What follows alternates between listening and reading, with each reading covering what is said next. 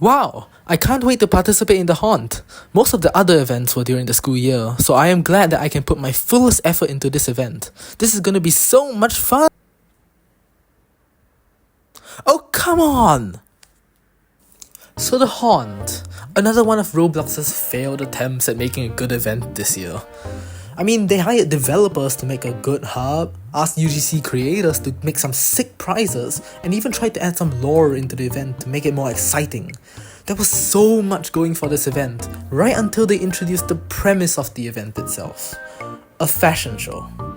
Instead of sticking to the concept of collecting badges in games, they turned it into a glorified costume contest, with games only playing a small role in it. The community is certainly not happy with this event, calling it the worst event in Roblox's history. And there's one question running through all their minds. Why? It is baffling how Roblox would even approve of an event like this, where one of the main aspects of a developer-based event is completely omitted. Well, many actions have motives, and I think I might know the player experience that Roblox wanted for this event. Wow, a new Roblox event! Let's go participate in it! A costume contest, and I only get one screenshot per day? Well, if I want to get the prizes, I should cherish this screenshot.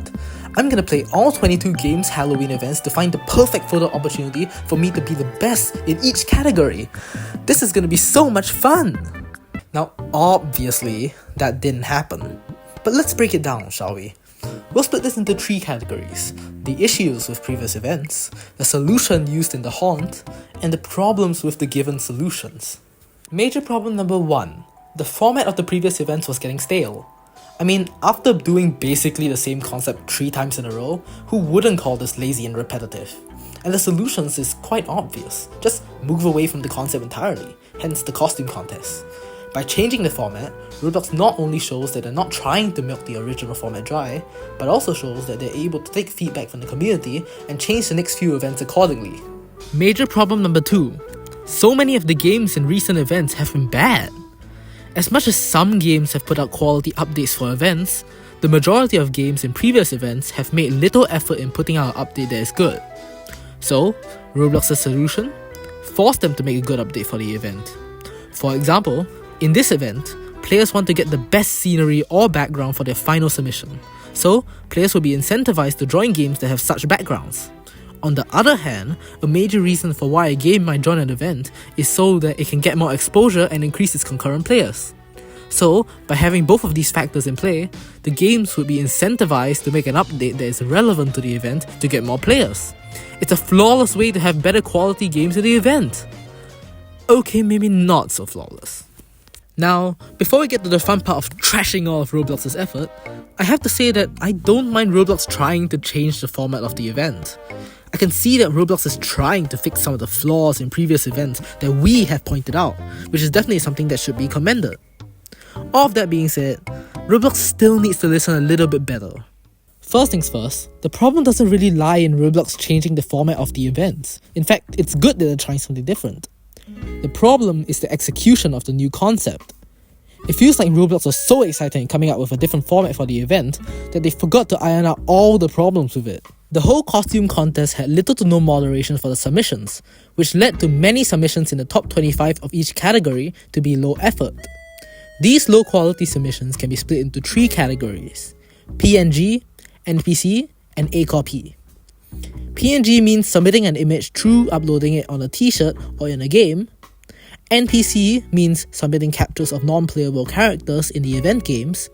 And a copy is replicating whatever the top post of a category is and making it your submission. And believe it or not, there are 3 words in the original haunt description that invalidates all these submissions. Enter your costumes. Emphasis on your. None of these categories contain any original or self-made submissions, all of which plagiarize or straight up steal from different sources. But what about UGC bundles? By your definition, directly using one is also considered as plagiarism. I'm glad you asked that, character whose only purpose is to ease in this pointless question. Put simply, the Haunt's costume contest is really different from regular costume contests on Roblox. Regular costume contests like Dress to Impress only have one factor considered, the avatar, which would classify UGC bundles as stealing from the UGC creator. However, in the Haunt, the costume contest is made in such a way where the background of the submission also matters, making it more like a selfie contest with multiple factors to consider, such as angle, background, or pose. With all factors being considered when voting, two submissions using the same bundle can still have varying outcomes. Take for example, the scary theme. On the left, you see a hunchback creature ominously standing behind a gravestone, the blood-red moon being the only thing illuminating the inky black sky. And next to it, the same creature in Pet Simulator 99. See the major difference? The submissions are unique enough to the point where I wouldn't consider it to be copying anymore. Now, the second problem. None of the games seemed prepared for such a new format. And I know many would probably point out the game Pressure as a prime example of such. For context, Pressure added a whole new level to the game called the Graveyard purely for the Haunt. It was really well made for 1 month of work, including full-on voice acting. However, as we know, the Haunt was only a costume contest, which forced them to turn their well-crafted level into an explorable area only for captures, which, safe to say, the developers were not happy with. However, let's not let this one story distract us from how many games were also faced with similar issues. For starters, a costume contest requires you to be able to capture your avatar, which already eliminates a few games like Pressure and Piggy, as their events force you into first person.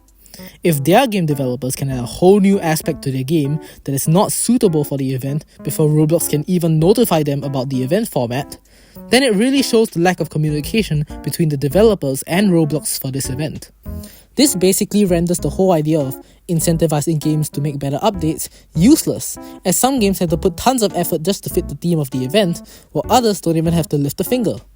And the worst part is, the solution to solve bad games is really simple: quality control. First step, give them a set amount of time to make their event update. Rome wasn't built in a day, and neither are good updates, so give them a reasonable amount of time to do so. Last step, check their progress on the update periodically. If sufficient progress made is true, then allow them to continue the update. If false, then don't let them participate in the event. It's harsh, yes, but being in an event is something that should be earned, not given away. I can't say that it would instantly eliminate all bad games, but it will be certainly better than what we have now. My final conclusion to the Haunt? It was horrible, no point hiding that. While Roblox's attempt to change the core format was admirable, everything about it just felt so unprepared and rushed. If this format was introduced into a later event, where all of these problems were resolved before the event started, then maybe it would have a better reputation than what it has now. If I could give any advice to Roblox, it would just be to spend more time on each event. Right now, the events have been coming every 2 months, which, from the quality of them, is not enough time for the participating games and Roblox themselves to produce a good event. Trust me, we don't mind less frequent events as long as they are decent. Or, just make another egg hunt. We don't mind that either.